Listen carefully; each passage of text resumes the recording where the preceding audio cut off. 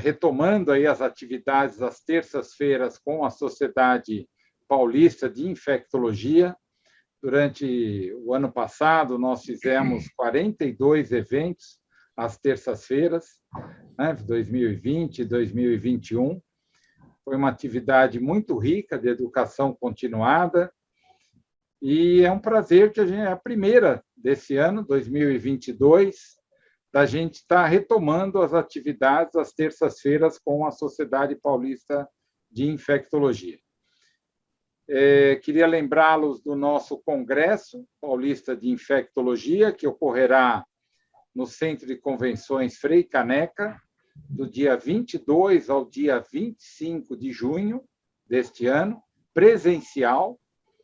Já temos 22 palestrantes internacionais convidados, então realmente será um grande evento. Então, convido a todos a reservarem aí essa data, enviarem seus trabalhos científicos, porque será um prazer recebê-los no Centro de Convenções Frei Caneca.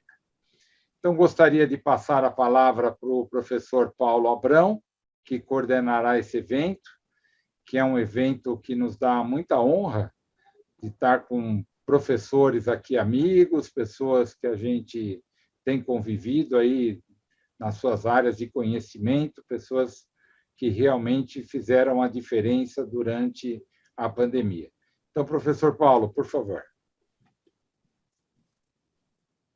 Boa noite a todas e todos. Boa noite, professor Eduardo, professor Esper, professor André Calil. Prazer estar com vocês aqui para falar sobre tratamento da Covid-19, né? Apesar de a gente esperar estar no final desta pandemia, a gente ainda tem casos, a gente ainda tem muitas preocupações e muitas boas novidades nessa área. Então, hoje nós teremos dois professores palestrantes. Inicialmente, o professor Esper Calas, que é professor titular do Departamento de Moléstias Infecciosas e Parasitárias da Faculdade de Medicina da USP. Ele vai falar nos primeiros 30 minutos sobre o tratamento da Covid-19 no cenário pré-hospitalar.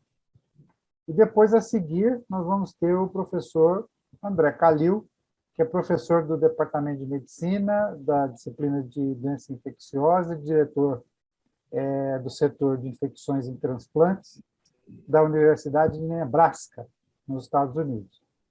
Então, o professor André terá mais 30 minutos e, ao final, nós faremos uma discussão de 30 minutos.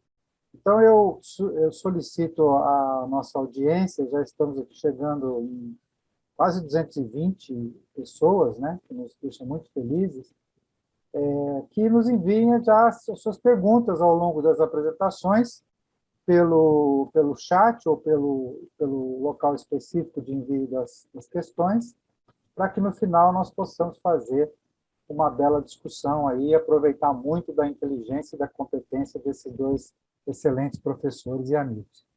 Então, em primeiro lugar, eu gostaria de passar a palavra para o professor Esper nos seus 30 minutos. Muito obrigado. Muito obrigado pelo convite. Obrigado, Paulo. Obrigado, Eduardo. Um salve aí para o André, nosso colega que está longe, devia estar aqui conosco. Viu, André? Volta para cá.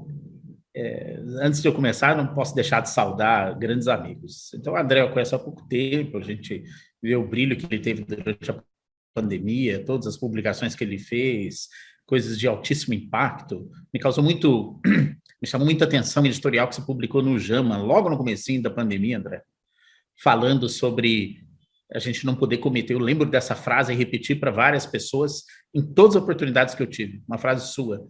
Assim, a gente não pode cometer os mesmos erros que nós cometemos nas epidemias anteriores, não respeitar o rito da ciência, na aprovação de diretrizes de tratamento.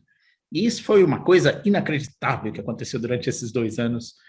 E aqueles que se ativeram a aos ritos científicos, ao rigor, ao cuidado com, principalmente, olha, e respeito ao paciente, porque a gente não pode ser irresponsável, cumprir o seu papel. E aqui só tem gente que fez isso, e eu quero saudá-los por isso, especialmente você, André, porque você representou o Brasil muito, muito bem durante todo esse período, desses 2 anos aí trabalhando nos Estados Unidos, né?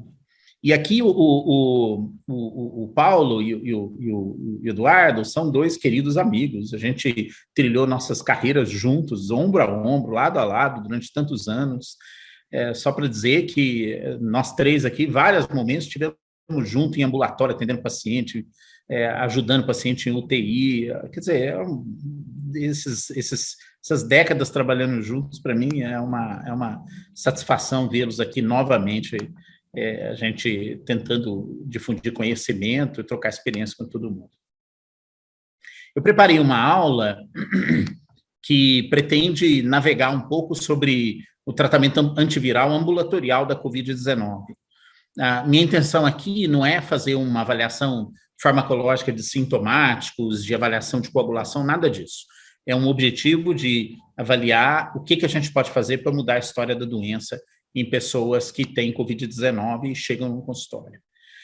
Aí alguns podem falar assim, a epidemia está acabando, por que a gente tem que se preocupar com tudo isso? E olha para esse gráfico aqui, você tem a Europa, Brasil, Estados Unidos, Inglaterra, todo mundo caindo com dados de casos de Covid-19 projetados aqui até dia 26 de fevereiro. E olha o que aconteceu nas 2 semanas subsequentes.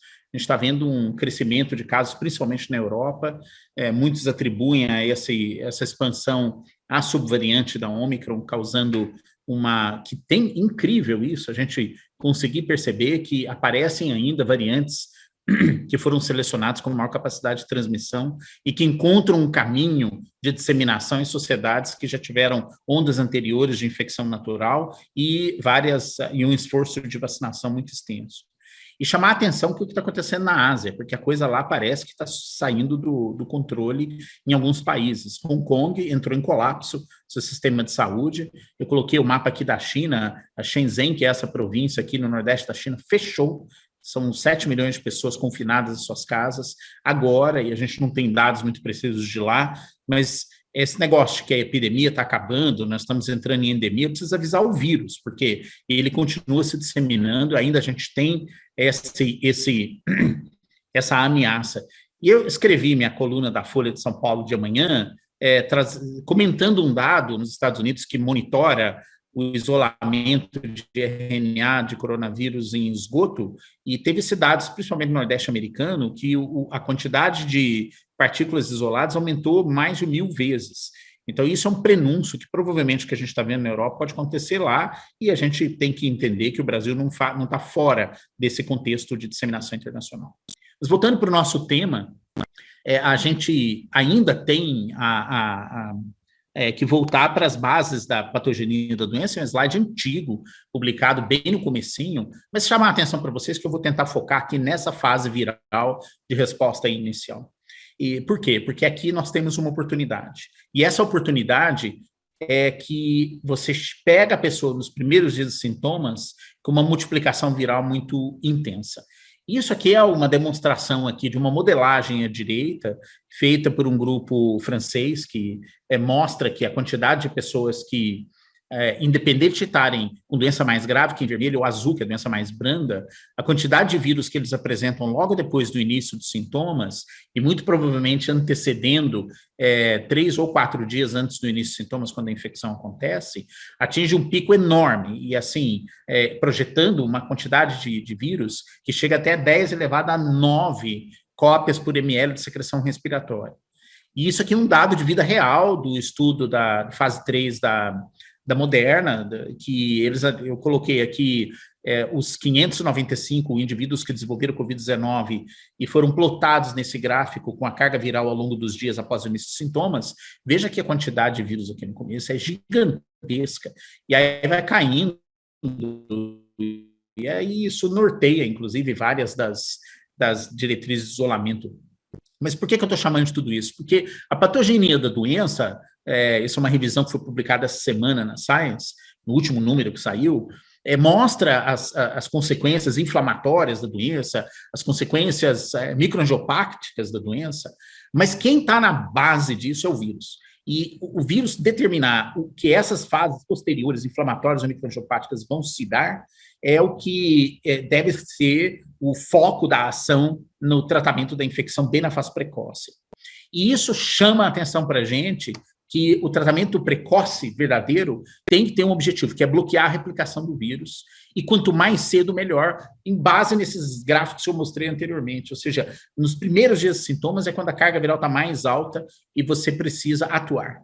Então, você está vendo aqui essa oportunidade de ouro que a gente tem nesses primeiros dias que sucedem ao aparecimento dos sintomas.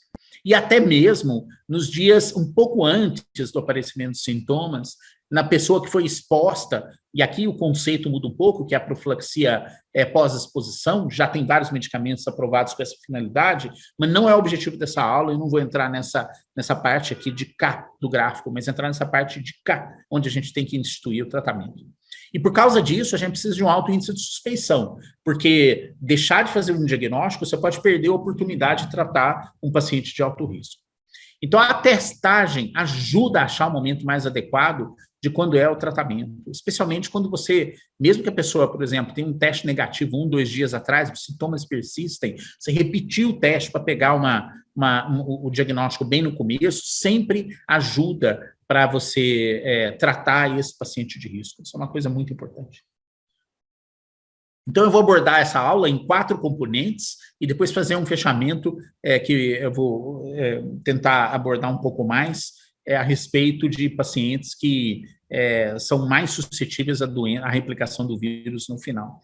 Mas primeiro eu vou falar dos antivirais orais aprovados, depois o parenteral, especialmente o remdesivir, e plasma convalescente, vamos tocar nesse assunto, e entrar nos anticorpos monoclonais neutralizantes. Então, qual que é a base dessa história? Os antivirais orais consistem na utilização de principalmente 2 produtos já aprovados. O primeiro, o molnupiravir, que já tem um resultado fase 3 desse estudo, que é uma medicação de uso oral até 5 dias após o início dos sintomas, com 800 miligramas via oral, 2 vezes ao dia por 5 dias. O estudo fase 3, eu vou mostrar em seguida, mas mostra que o molnupiravir interfere na RNA dependente da RNA polimerase no processo de replicação do vírus. Agora, a gente, inclusive, participou desse estudo fase 3, que foi publicado no mês passado, e o resultado, infelizmente, na consolidação dos dados, foi relativamente decepcionante, porque a eficácia do molnupiravir na redução de progressão da doença, ou seja, a hospitalização ou morte, acabou se resumindo a 30% do efeito, e isso faz com que o uso do molnupiravir, no meu entender, cabe aonde você não tem as outras opções melhores para esses pacientes de alto centro. Esses dados foram compilados nessa publicação que acabou de sair, mês passado também, no New England, que mostra o efeito, aqui muito mais exuberante, do Paxlovid na prevenção de evolução para casos relacionados, casos que evoluem para necessidade de hospitalização ou morte. E isso, quando você analisa mesmo os diferentes subgrupos, se sustenta fortemente o efeito do Paxlovid na prevenção de doença. Então, a gente não tem aqui disponível no Brasil, infelizmente, mas colegas meus que trabalham nos Estados Unidos, depois o André pode falar um pouquinho, chega num posto, por exemplo, em Nova York, com um teste rápido positivo, poucos dias de sintomas, sai com uma cartela para fazer seu tratamento com o Paxlovid. Depois de terminados esses 2 principais antivirais orais que são disponíveis, tem alguns outros que estão em fase de desenvolvimento clínico, eu não vou entrar em detalhe para a aula não ficar muito extensa, eu vou pular agora para os antivirais parenterais. E aqui um deles mostrou que tem uma eficácia que foi demonstrada bastante significativa no tratamento da doença precoce.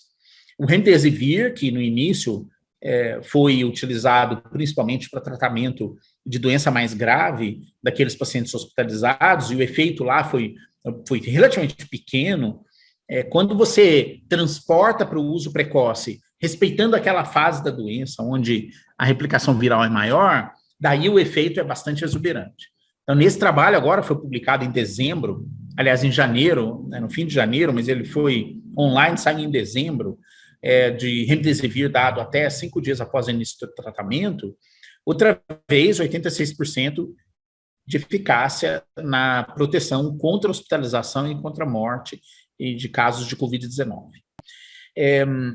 Esse efeito foi mantido nos diferentes subgrupos e diferentes comorbidades, como vocês estão vendo aqui, e outra vez a gente tem mais uma medicação aqui dentro do arsenal. O esquema utilizado foi uma dose dobrada no primeiro dia, 200 miligramas, seguido de 100 miligramas no segundo dia, 100 miligramas no terceiro dia, um esquema bem curto. E em alguns desses pacientes, embora prefiram o conforto de fazer dentro do hospital, isso é uma coisa aqui meio brasileira, né, internar para fazer remédio durante um dia, alguns dias e ir embora para casa, você pode perfeitamente montar um esquema de uso dessa medicação em nível ambulatorial, em hospital dia, e a pessoa faz a medicação, depois vai embora para casa. Essa medicação, sim, tem disponível no Brasil, mas ainda, infelizmente, somente através de alguns convênios e sob pagamento, né? Qual que é a minha ressalva a respeito de todos esses projetos que eu de fase 3, de tanto as medicações orais ou remdesivir que eu apresentei até agora? É o fato deles terem sido feitos em pacientes alguns desses estudos em pacientes não vacinados, né? Então, todos eles, o critério de seleção era uma pessoa que não tinha recebido vacina antes, porque achava-se que isso ia interferir no desfecho do estudo. Isso limita um pouco a interpretação e a aplicabilidade num cenário atual, onde a maioria das pessoas estão vacinadas, pelo menos os adultos aqui no Brasil, e onde a gente sabe que o número necessário de tratamento para mostrar uma relação benéfica de custo-efetividade pode ser comprometido parcialmente. Então, a gente tem que levar isso em consideração, acho que vale isso para a nossa discussão. Eu vou pular agora dos antivirais para a utilização do conceito do bloqueio da ligação da espícula no anticorpo, como está representado nesse desenho bacana que o Barney Graham me deu um tempo atrás, que você pode também empregar anticorpos para bloquear a ligação do vírus à célula. Então, o efeito antiviral aqui seria neutralizante, não seria nas proteínas não estruturais do vírus, como é o caso dessas medicações que eu mostrei antes, que inibem a protease na IRP, ou aqui, no caso, na espícula do vírus, né? Então, nesse conceito, você tem duas estratégias possíveis. A primeira, a utilização de anticorpos através de plasma convalescente, e a segunda, anticorpos monoclonais neutralizantes produzidos artificialmente em laboratório. Plasma convalescente, quem é o grande defensor e o campeão nessa ideia é o Arturo Casadeval, que veio puxando essa iniciativa desde o começo da pandemia. Tem plenamente compreensível no momento quando a gente não tinha opção de tratamento desses pacientes. E aí, o que foi feito? A gente participou aqui de vários estudos, inclusive aqui um fase 3 no Brasil, saiu publicado hoje, que mostrou que na fase avançada da doença já não faz mais efeito o plasma convalescente. Na fase precoce, onde tem a grande multiplicação de vírus, aí sim tem um grande debate se tem seu espaço ou não. Então, o primeiro trabalho foi em dezembro de 2020, estudo piloto feito na Argentina, está do lado esquerdo aqui, mostrou um efeito extraordinário. Mas era um estudo que tinha um número pequeno de pessoas participantes, e aí foi seguido de um grande estudo realizado nos Estados Unidos, que aqui sim incluiu 250 pessoas em cada braço, e a utilização do plasma convalescente na fase precoce não mostrou eficácia. Então, nós temos dois resultados contraditórios que vão para lados diferentes. Há críticas de ambos os trabalhos, na seleção dos voluntários, na forma de utilização, mas aqui mostra, talvez, o fato de que a quantidade de anticorpos e o poder neutralizante do plasma convalescente fica num patamar bem mais abaixo do que a gente vê com anticorpos monoclonais que foram selecionados a dedo para aqueles que têm uma atividade neutralizante mais potente. Então, ainda é um ponto controverso. Acaba que anticorpo administrado de plasma convalescente de pessoas que tiveram Covid acaba sendo uma opção para locais onde não tenha anticorpo monoclonal, mas sempre com a a limitação de que seu efeito provavelmente vai se situar num ponto mais baixo e muito dependente da variabilidade do plasma de doador para doador. E aí isso nos coloca para o uso de anticorpos monoclonais neutralizantes. Esse sim, com vários estudos, pelo menos 4 deles fase 3, mostrando uma eficácia na proteção contra a progressão de doença muito alta. E essa história toda ganhou bastante notoriedade depois que o Donald Trump, presidente dos Estados Unidos, recebeu um tratamento quando ele foi diagnosticado com Covid-19 em outubro de 2020, porque o dono da Regeneron conhecia pessoas na Casa Branca, ofereceu a medicação, essa combinação de 2 anticorpos monoclonais que eles estavam em desenvolvimento, ainda estava no estudo fase 2 para fase 3, ele recebeu, não se sabe que é um caso isolado, logo em seguida ele teve alta e acabou ficando bem. Bom, mas isso antecedeu vários projetos de pesquisa que mostraram que anticorpos monoclonais neutralizantes, que têm a ação de inibir o vírus, ligando a espícula do vírus, especialmente a RBD, tem uma capacidade de reduzir a progressão da doença, começando em 75%. Então, é muito alta a eficácia. Hoje já são vários desses agentes. Então, nessa revisão aqui, publicada na pós-patogênese do ano passado, que eu aconselho quem quer aprofundar um pouco mais nesse assunto, mostra que a espícula do vírus, a RBD e outras regiões da molécula, mostrando que há algumas classes de monoclonais que têm preferência para sítios diferentes na superfície do vírus, que agora a gente consegue mapear melhor. Então, tem classes de monoclonais que são chamadas classe 1, 2, 3 e 4, e cada um deles com um efeito que, em suma, é bloquear a ligação do vírus à célula-alvo. Mas o meio que ele faz, isso é discretamente diferente, né? Vocês veem pelas siglas aqui, devem reconhecer alguns deles, mas eu vou entrar em mais detalhes a seguir. Mas, de verdade, o que se quer é um monoclonal de amplo espectro, e tem muita gente procurando isso, e a gente vai falar um pouco mais daqui a pouco, quando a gente olhar um pouco mais de dados de alguns estudos publicados nessa última semana. Então, nós temos aqui no Brasil 4 monoclonais aprovados pela Anvisa, nenhum deles ainda está disponível no sistema público de saúde e ainda não, portanto, não estão aprovados para utilização pela Conitec. Mas essa demora fez com que a gente foi assolado pela entrada da Omicron, que colocou um tempero completamente diferente nisso, e é o que eu vou explicar a seguir.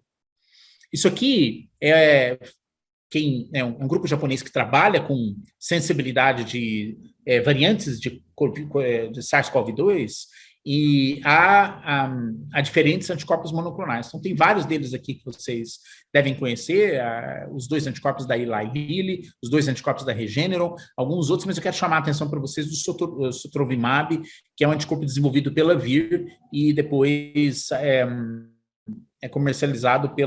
produzido e comercializado com auxílio da Glaxo. E agora os coquetéis novos da Regeneron e da Pfizer. Então, quando a gente olha esse gráfico aqui complicado, a gente começa a ver, eu vou tentar decifrar isso um pouco para vocês. Essa aqui é a variante originária do início da pandemia, depois nós temos a alfa, a beta, a gama, a delta e a ômicron. E o que aconteceu durante esse período? A gente percebeu que esses anticorpos monoclonais foram sendo aprovados e eles mostravam ser capazes de inibir a variante original, a alfa, a beta, a gama e a delta. E com uma discreta modificação de efeito, uns um pouco mais, outros um pouco menos. Um deles, por exemplo, os anticorpos da Eli Lilly perderam ação contra a variante beta, a gama e a delta. Então, aquele primeiro que foi aprovado, o coquetel, acabou perdendo espaço, porque viu-se que ele era só útil contra a variante original e a alfa. Então, a gente começa a ver aqui um comportamento um pouco diferente de cada um desses anticorpos monoclonais. E aí a gente vê que, por exemplo, os anticorpos da Regeneron mantinham uma atividade contra todas essas 4 variantes. Como também o anticorpo os demais anticorpos vinham mantendo essa atividade na medida que iam aparecendo as novas variantes com pequenas modificações, até a chegada da Omicron, que pelas mutações na espícula, são várias delas, são 32 mutações na espícula do vírus, houve uma quebra muito grande desse paradigma, e agora a gente tem, desses anticorpos todos, o melhor deles de desempenho é o Sotrovimab. Então, quando a gente olha esses números, e começa a perceber que eles têm comportamentos diferentes, já começa a aparecer um déjà vu. Da época que a gente tinha os antivirais para HIV, os antirretrovirais, e aí aparecendo resistência para um vírus, para outro, etc. Nesse caso aqui, para variantes, não é vírus individuais, mas para variantes, que vai começar agora a exigir um exercício muito maior, a gente começar a avaliar qual que é a validade da utilização desses anticorpos, agora num cenário onde as diferentes variantes de SARS-CoV-2 vão exigir formas diferentes de comportamento desses anticorpos. E aqui mais um anticorpo desse trabalho, uma letter desse mesmo grupo, publicado a semana, acho que retrasada, no New England, que traz não só o efeito específico da Omicron BA2, você veja que vários desses anticorpos perderam eficácia, inclusive, nesse caso, uma queda significativa do sotrovimab, que é aquele que tinha mantido um efeito contra o Omicron original. Então, a gente começa a ver que as variantes do SARS-CoV-2 não têm impacto somente na capacidade de transmissão, mas especificamente os monoclonais, no seu efeito antiviral. E aqui, quando a gente olha os antivirais, especificamente o molnupiravir e o Paxlovid, que está aqui embaixo, a atividade antiviral deles é boa, é mantida, o que, então, portanto, não foi um problema, já que as mutações da Omicron concentram muito mais na espícula do vírus. Então, a gente está entrando num momento onde estão tendo mortos e feridos no caminho do desenvolvimento evolutivo desse vírus, nas mutações que ele vem apresentando, especialmente nos anticorpos monoclonais, que está exigindo de cada uma dessas empresas virem com novas soluções. Agora, eu quero finalizar minha aula falando um pouquinho do imunossuprimido, porque a gente está vendo essas ondas pandêmicas e a expectativa é que em algum momento, a gente verifique que a pandemia vai começar a ceder, o número de casos vai diminuir, aí, de fato, quem sabe a gente entra num quadro de uma endemia. Mas o problema é que esse imunossuprimido, que é uma população que só faz crescer com todos os tratamentos que a gente dá disponíveis para doenças graves, torna-os um grupo suscetível a ter uma infecção pela Covid-19, mesmo tendo sido imunizado, mesmo já tendo tido infecção anterior. E mais do que isso, a gente começa a perceber que esses imunossuprimidos têm algumas características especiais. Eles podem ter um curso mais prolongado da doença, maior morbidade e mortalidade, uma resposta de anticorpos naturalmente produzidos deficiente. E, na verdade, a gente começa aqui outra vez um déjà vu de pessoas que têm multiplicação de SARS-CoV-2, às vezes por 2 semanas, 2 meses, e às vezes vários meses, mesmo com todas as tentativas que a gente tem de eliminar o vírus. E aí a gente começa a se deparar com situações onde o que a gente deve fazer com esses pacientes que têm um sistema imune tão deficiente e já que a gente começa a ter esses antivirais disponíveis, né? Será que a gente dá plasma convalescente? E, de fato, tem alguns trabalhos mostrando já que nesses pacientes saiu esse trabalho com um score preditivo de queda de mortalidade em pacientes com neoplasias de células B, com uma queda de 63% quando você dá plasma. Ou seja, você dá uma combinação, uma mistura de anticorpos de doadores que já tiveram Covid, que poderia ajudar essas pessoas a combaterem o vírus, já que esses anticorpos persistem por semanas no sangue das pessoas.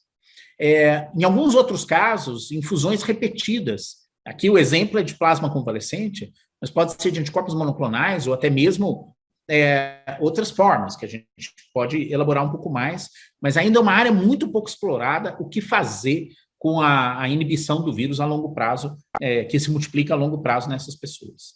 E aqui, vocês devem ter visto semana passada, esse caso interessantíssimo, de um acompanhamento de 100 pessoas que foram infectadas com Covid-19, e delas, 8 persistiram com multiplicação do vírus prolongada, mas 4 desses indivíduos que receberam um dos anticorpos monoclonais, que é o sotrovimab, desenvolveram resistência. E aí a gente se encontra, outra vez, o déjà vu desses nossos pacientes que vivem com HIV lá no passado, que dependiam daquela discussão de como você vai fazer o resgate do tratamento, como você vai mudar a situação de tentar melhorar o prognóstico desse paciente que vem sofrendo com o vírus se multiplicando e batendo em diferentes órgãos e sistemas. Então, é possível que depois que o que sobre dessa pandemia seja uma infecção que vai sendo disseminada em pessoas que vão alimentando de suscetíveis, mas principalmente esses imunocomprometidos. E aqui abre-se toda uma perspectiva de como a gente vai estudar e como a gente vai avançar na utilização de antirretrovirais nesse tipo de grupo. Então, eu acho que nós começamos a ter agora boas opções para tratamento com antivirais na fase inicial da Covid-19. Os imunossuprimidos, especificamente, têm dificuldade de montar essa resposta imune e pode desenvolver o que alguns estão apelidando agora de Covid crônica. E talvez isso seja um perfil endêmico da Covid-19 para o nosso futuro. A gente tem que conviver isso dentro da infectologia e lidar com situações como essa. Eu queria agradecer a participação de vários dos nossos colegas da equipe aqui da Faculdade de Medicina da USP, Centro de Pesquisa Clínica, os colegas que trabalharam em vários desses projetos de pesquisa que a gente fez aqui no nosso centro, e eu tenho certeza que depois do André falar, a gente vai ter oportunidade enorme de discutir isso com mais profundidade com todos os colegas que estão assistindo. Muito obrigado. Muito obrigado, Esper. Foi, como sempre, uma excelente exposição. Então, agora eu passo a palavra ao professor André Calil, que vai ter 30 minutos para falar sobre o tratamento específico da Covid-19 em pessoas hospitalizadas. Obrigado, professor André. Obrigado, Paulo. Obrigado, Eduardo. Bom, de novo, muito obrigado, Paulo. Muito obrigado, Eduardo. Esper, um convite maravilhoso. Bom estar com vocês aqui. Eu acho que é um período um pouco mais calmo do que alguns meses atrás, então a gente pode conversar um pouco mais tranquilo nesse período, mas a gente tem que ter realmente muita humildade com a situação, porque realmente a gente tem tido tantas ondas. Eu fico contente de ver que o Esper fez uma abordagem mais universal do que está acontecendo com relação à parte ambulatorial. Então, a minha abordagem vai ser semelhante no sentido que eu não vou focar em áreas específicas, mas eu vou comentar um pouquinho sobre a evolução do tratamento, o que aconteceu nos últimos 2 anos e como é que a gente progrediu, como é que a gente chegou à conclusão dessas terapias mais recentes. Então, é mais ou menos um pouco do histórico dos últimos 2 anos, mas aliado à situação de o que nós estamos fazendo hoje, do ponto de vista clínico e do ponto de vista na beira do leito. Não tenho nenhum conflito de interesse do ponto de vista financeiro. Inclusive, o Esper comentou, muito obrigado pelo teu comentário, Esper. Esse foi um artigo que eu escrevi em fevereiro, mais ou menos quase um mês antes da pandemia ser chamada pandemia, publiquei no JAMA em março. A ideia foi de que, na época, quando as coisas começaram a surgir aqui em fevereiro, ainda se chamava epidemia naquela época, eu realmente tive um déjà vu, me lembrei da crise da Ebola, da epidemia da Ebola em 2014 e 2015, que nós, aqui em Nebraska, a gente recebeu vários pacientes com Ebola da África e a gente trabalhamos junto com vários países europeus e africanos para que a gente conseguisse fazer estudos na África para descobrir novas terapias para Ebola e realmente inacreditável a dificuldade que foi naquele período, naquele momento, foi realmente muito, muito, muito difícil. E parte da dificuldade foi, como o Esper comentou no começo, foi de que havia um conceito errôneo de que seria mais fácil simplesmente dar drogas para as pessoas que estavam afetadas por Ebola na época, porque, obviamente, naquele momento, uma situação difícil, uma situação de pânico, muito complicada, e o que aconteceu nos primeiros 6, 12 meses da epidemia de Ebola foram vários estudos que foram começados na África, mas estudos começados com uma ideia observacional, ou seja, estavam dando medicação sem nenhum controle, sem placebo, sem um rigor do ponto de vista científico, e, infelizmente, muitas coisas, poderíamos aqui falar horas e horas sobre o que foi administrado, o que foi oferecido, o que foi estudado, e esse primeiro parágrafo no JAMA simplesmente mostra algumas das medicações que eu tenho certeza que muita gente já tinha ouvido, muita gente nunca ouviu falar até a pandemia, até o Covid, mas para quem já tinha trabalhado com ebola, já tinha visto muito isso. Então, nomes que vocês devem imaginar que não são tão estranhos: cloroquina, hidroxicloroquina, o 5-piravir, bencilafovir, anticorpos monoclonais, os antissensos de RNA, com plasma convalescente. Então, vocês veem que o repertório é semelhante, e não é uma coincidência. Na verdade, se a gente for atrás a mais epidemias anteriores de outros vírus e outras infecções, as mesmas drogas têm sido usadas. Nenhuma delas tem sido provada efetiva e nenhuma delas tem sido estudadas com o rigor que deveria ser estudada. Então, a minha ideia foi de que a gente realmente teria que começar com uma situação mais concreta, com estudos mais concretos, para que a gente descobrisse as coisas mais rápido. E aí são o que nós vamos comentar nos próximos 2 anos. Isso é só para lembrá-los.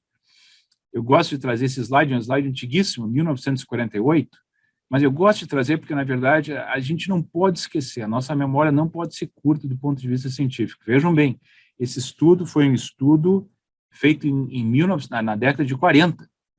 Por que esse estudo é importante? Esse estudo é importante porque, na verdade, foi o primeiro estudo na história da medicina, na história da humanidade, que randomizou pacientes para receberem controle, para receberem streptomicina, que foi a primeira droga testada contra a tuberculose. Vejam bem, naquela época, tuberculose era uma doença 100% letal, não tinha, todo mundo acabava morrendo, quem pegava acabava morrendo seja mais cedo, seja mais tarde, não tinha cura, não tinha tratamento, mas existiam centenas de tratamentos que estavam sendo administrados por centenas de anos já. Nenhum desses tratamentos funcionou, uma quantidade enorme de coisas não só inefetivas, mas que causavam dano. E na época, então, na década de 40, houve muita controvérsia na época para se fazer um estudo randomizado, porque, na verdade, como que se vai se randomizar? Uma doença como a tuberculose, uma mortalidade altíssima, por que vai se randomizar? Um absurdo. Mas, na verdade, mudou a história da medicina. Esse foi o primeiro estudo randomizado que mostrou que a streptomicina funciona, e dali em diante, vejam bem, todo esse progresso que nós temos tido nos últimos 70, 80 anos, progresso na oncologia, progresso na cardiologia, progresso na infectologia, pneumologia, em todas as áreas. Todo esse progresso vem de estudos randomizados. Todas as medicações que a gente toma, que são efetivas, são seguras, elas provêm desse estudo de 1948. Então, vejam bem, tudo começou aí. A gente tem que se lembrar que isso fez uma diferença enorme na humanidade. E a gente realmente tem que continuar esse legado muito importante do rigor científico. Esse slide, que na verdade também o Esper mostrou um slide semelhante da direita, é um slide, esses diagramas têm sido mostrados há quase 2 anos, e eu realmente me deixo um pouco frustrado, porque na verdade, na beira do leito não é o que eu vejo. Na beira do leito eu vejo a situação um pouco mais complexa, na verdade bem mais complexa. Então, por exemplo, esse tipo de infecção do SARS-CoV-2, ele é muito diferente das outras infecções virais respiratórias que nós temos tido nos últimos 50 anos. Por quê? Porque, na verdade, se vê uma replicação viral muito mais prolongada do que se viu com outros agentes respiratórios. Então, na verdade, é muito difícil se distinguir a resposta inflamatória da resposta virológica, porque, na verdade, existe um overlap muito grande, existe uma predominância muito grande de um e de outro em períodos diferentes da doença. Por que isso é importante? Porque o COVID não é uma doença linear, é uma doença não linear. Ela segue uma biologia não linear. O que isso significa? Significa que, na verdade, tu não consegue prever de uma maneira específica exatamente o que vai ser amanhã. Amanhã o vírus vai estar mais baixo, a inflamação vai estar mais alta. Não é assim que acontece. Na verdade, amanhã o vírus pode estar mais alto, depois amanhã o vírus mais baixo, e vice-versa, pode ter um swing ali, a parte inflamatória também vai para cima, vai para baixo. Então, na verdade, a gente precisa de muito mais estudos do ponto de vista de diagnóstico e história natural da doença, porque é uma doença não linear. Então, isso realmente é importante, quando a gente faz o desenho de um estudo clínico, um estudo randomizado, a gente tem que entender que a doença vai ter essas nuances, porque dessa maneira a gente consegue trazer terapias que sejam mais efetivas. E isso é só para mostrar para vocês exatamente o que essa doença, por que esse vírus é diferente. Esse vírus, na verdade, ele não só se replica por muito mais tempo, mas, na verdade, ele causa dano por muito mais tempo. Então, na verdade, eu tenho tido pacientes com 3, 4 semanas de doença com carga viral altíssima dentro do pulmão. Nós estamos falando 1 mês depois de ter começado a doença. E isso, praticamente, em qualquer uma das variantes, eu tenho visto o mesmo comportamento. Então, na verdade, o que isso significa? Significa que de uma maneira geral, os pacientes que têm uma resposta imunológica adequada, eles vão responder da maneira inicial, a carga viral vai alta, baixa, não vai haver uma resposta inflamatória muito disfuncional e a doença vai ser curada. Mas nos pacientes que a doença progride e que a pessoa acaba no hospital, a situação é completamente diferente. Não vai ter aquela progressão bonita que a gente vê do paciente que vai ser curado, que vai eliminar o vírus fora do hospital. Essa é uma progressão muito mais complexa, muito mais difícil de prever. Os vírus ainda podem estar se replicando de maneira muito grande no pulmão e, às vezes, não tão grande na parte nasal. Por exemplo, esse slide é só para mostrar para vocês a dificuldade de prognóstico. Pode ter uma carga viral elevadíssima no nariz e acabar saindo do hospital daqui a 2 dias, e tu pode ter uma carga viral baixíssima no nariz e acabar entubado no hospital por 1 mês. Por que isso é importante? Porque, na verdade, a carga viral no nariz não tem nada a ver com a carga viral no pulmão, que não tem nada a ver com a carga viral no sangue. De novo, é uma doença não linear. Então, a gente tem que entender essa diferença desse vírus para outros vírus. Então, se a gente achar que simplesmente a carga nasal vai nos dizer tudo que está acontecendo quando o paciente já está nesse período mais avançado no hospital, a gente vai se equivocar e, eventualmente, não tratar adequadamente o paciente. Então, é muito diferente do paciente que está na parte ambulatorial, onde tu tem uma previsão mais tranquila do ponto de vista de progressão, porque tu está bem no começo da doença. Quando tu chega nesse meio da doença, a situação fica muito menos preditiva. Então, isso é muito importante que a gente entenda. Então, de uma maneira legal, até para continuar a discussão do plasma, eu coloco aqui exatamente a situação que aconteceu no plasma no paciente hospitalizado. Então, a Mayo Clinic começou a fazer a produção de plasma rapidamente no começo da pandemia. Mais de 100 mil pessoas receberam o plasma convalescente quando estavam hospitalizados, de uma maneira observacional, sem controle, e na verdade, virou uma situação muito, muito intensa, muita gente procurando pelo lado, pessoas chegando aqui no meu hospital, para mim, me pedindo, e nesse meio tempo, vários estudos randomizados começaram a andar e na verdade, se culminou com mais de 1 dúzia de estudos randomizados que eu e 2 colegas analisamos quando a gente fez uma revisão de pares de um desses estudos, e a gente resolveu fazer uma análise meta-analítica para ver o que estava acontecendo com os estudos randomizados de plasma, e vocês podem ver o que aconteceu aqui, com todos esses estudos, quando tu coloca todos os estudos randomizados de uma maneira analítica, vocês podem ver que, na verdade, não houve nenhum benefício do ponto de vista de sobrevida, o que foi muito interessante nessa análise, vocês podem ver aqui no diagrama C, é que, na verdade, o plasma só pareceu ter um efeito, talvez de maior benefício, nos estudos que não tinham placebo. Nos estudos que tinham placebo, o efeito era 0, literalmente o efeito 0. Vocês podem ver aqui o diamante branco bem no meio do 1, ou seja, nada de efeito. E da mesma maneira, a gente analisou os estudos que usaram os anticorpos neutralizantes de alto título, como o Esper comentou, justamente para selecionar o plasma que tinha a maior quantidade de anticorpos neutralizantes, e se viu a mesma coisa. Os únicos estudos que mostraram um potencial de benefício foram os estudos sem placebo. Quando se coloca placebo no estudo, o efeito do plasma desapareceu. Por que isso é importante? Isso é muito importante, porque, na verdade, nos mostra o viés de todos nós, o viés humano. Se o estudo não for rigoroso, não tiver uma maneira de proteger os pacientes do viés dos assessores nós, todo mundo, nós, enfermeiras, farmacêuticos, todo mundo trabalhando, os pesquisadores, todo mundo junto, se a gente não conseguir evitar esse viés, a gente acaba, às vezes, achando que uma droga funciona quando não funciona. Então, na verdade, está bem claro hoje que o plasma convalescente não causa nenhum benefício do ponto de vista de sobrevida no paciente hospitalizado já com Covid. E depois da nossa meta-análise, houve esse estudo randomizado também um pouco maior que os estudos anteriores. O estudo mostrou a mesma coisa, sem nenhum benefício nesses pacientes, mas uma coisa interessante, que esse estudo ele fez uma coleta de segurança bem mais rigorosa do que a maior parte dos outros estudos anteriores, e esse estudo mostrou que, na verdade, houve um aumento significante de efeitos colaterais severos nos pacientes que receberam plasma. Então, na verdade, aí se fala de edema pulmonar, aí se fala de SARA, da resposta de injúria pulmonar, a reações alérgicas. Então, na verdade, assim, não é só que a droga seja inefetiva, mas existem efeitos colaterais que podem ser mais severos em pacientes hospitalizados com Covid. Então, vamos, para que a gente fique no tempo aí, vamos falar um pouquinho sobre os antivirais no hospital. Os antivirais, quando isso tudo começou em fevereiro, quando a gente estava tentando avaliar as drogas que pudessem ser mais promissoras para começar no primeiro estudo que nós começamos aqui com o NIH, que foi o estudo chamado ACT, A gente tinha uma disponibilidade enorme de drogas in vitro, mas lembre-se, muito importante, a maior parte das drogas que foram testadas in vitro nos últimos 100 anos não chegaram nem perto da atividade clínica, certo? Então, assim, é muito importante que a gente entenda que essas atividades in vitro são placas de células, placas de cultura, que, na verdade, a brincadeira que a gente sempre faz, quase qualquer coisa funciona nessas placas, né? Então, na verdade, é muito difícil de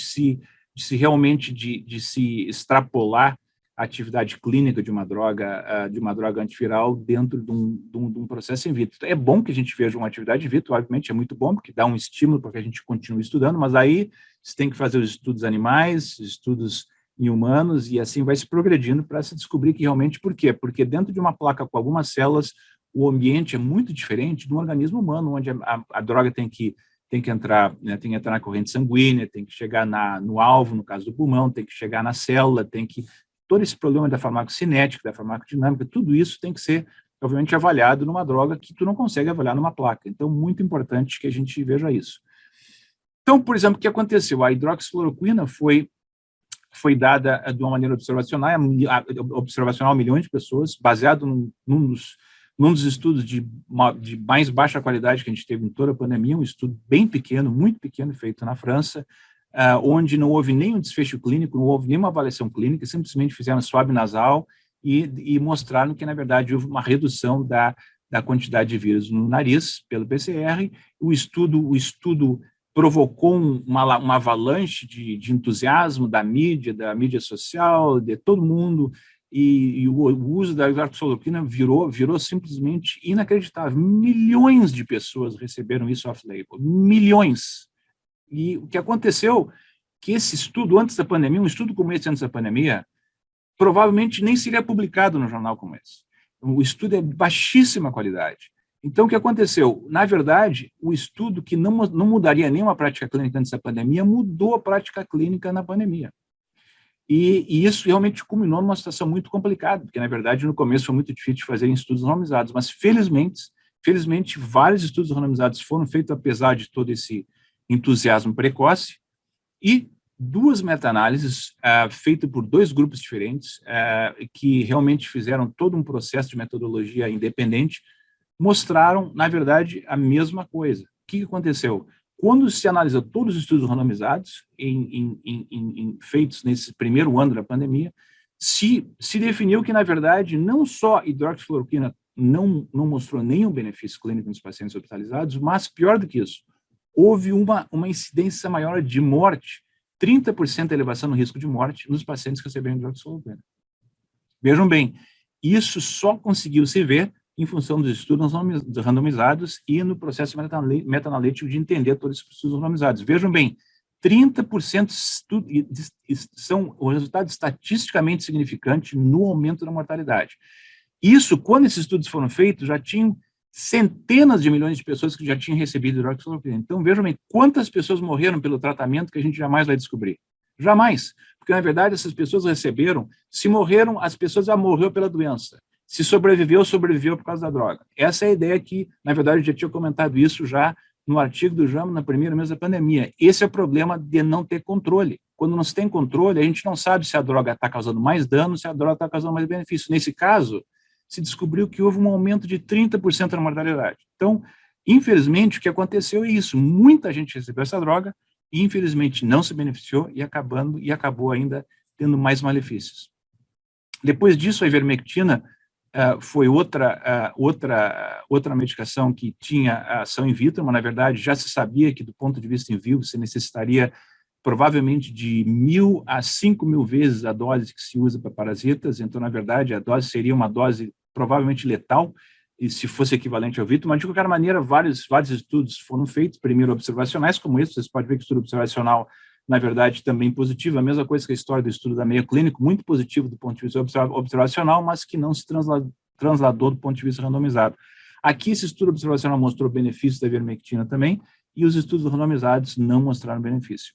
Então, de novo, mostrando a discordância da observação com a randomização. Muito importante que a gente entenda isso. Aconteceu com a hidroxi, e aconteceu com a ivermectina, e aconteceu com plasma convalescente. Estudos observacionais muito entusiasmantes, mas que, infelizmente, acabaram não tendo nenhum benefício quando foram avaliados de uma maneira mais rigorosa em estudos randomizados.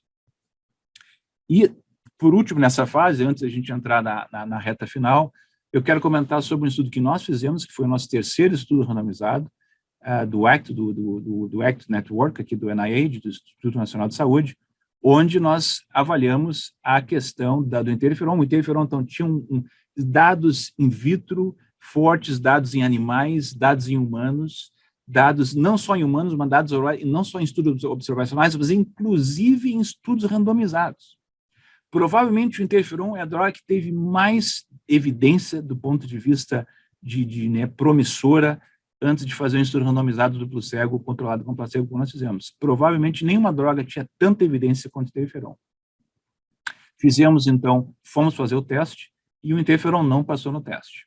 Não passou no teste, não houve benefício em interferon beta, ainda que nós estávamos entusiasmados com uma evidência enorme antes do estudo randomizado, uma evidência muito grande do ponto de vista de muita diversificação de in vitro, animais, humanos, observacionais, randomizados. De novo, para mostrar que a gente tem que ser muito humilde.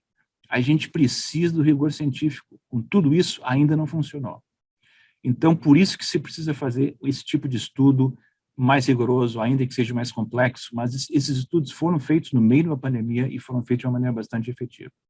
Então, nos últimos minutos, eu quero comentar, antes disso, a parte da anticoagulação também foi uma outra frustração. No começo, não sei se vocês se lembram, todo mundo fazia dedímero, fazia análise de coagulação dos pacientes com Covid, e foi um susto enorme, todo mundo estava com dedímero elevado, e as pessoas se esqueceram que, na verdade, e a gente já sabe disso, já provavelmente nessas alturas, por uns 30, 40 anos, qualquer infecção grave acaba causando um distúrbio da coagulação, porque, na verdade, a coagulação ela faz parte da defesa, ela faz parte da defesa imunológica também, então, isso se viu muito com sepsis com elevação de dedímero e alteração de coagulação grave. Então, claro que isso acontece, isso vai acontecer em pacientes mais graves. A questão é se realmente isso é parte da luta, parte da complexidade da interação do organismo com o vírus, ou se isso é algo que, na verdade, está causando mais letalidade que precisa ser tratado. Então, a questão são duas coisas diferentes. Então, no começo, esse estudo observacional feito em Nova York mostrou um benefício maravilhoso de anticoagulação plena. Vamos dar anticoagulação plena, e houve um entusiasmo enorme naquele começo da pandemia de que paciente com Covid grave tinha que receber anticoagulação plena, porque, na verdade, pacientes que tinham um risco muito grande de embolia, de trombose, e houve um entusiasmo muito grande, muita gente em muitos lugares do mundo já estava fazendo anticoagulação plena, e o que aconteceu de novo? Estudo feito, inclusive, aí no Brasil, publicado no Lancet, outro estudo publicado no já tem vários em pacientes críticos, pacientes graves, anticoagulação plena não fez absolutamente nada do ponto de vista de benefício nesses pacientes e, inclusive, aumentou a quantidade de risco de sangramento e de AVC, de risco de sangramento cerebral também. Então, vejam bem, a ideia do estudo observacional foi de que a anticoagulação plena era algo quase miraculoso. E quando se fez o estudo randomizado, já tem vários outros estudos, além desses dois que eu estou mostrando, que mostraram zero benefício em pacientes críticos.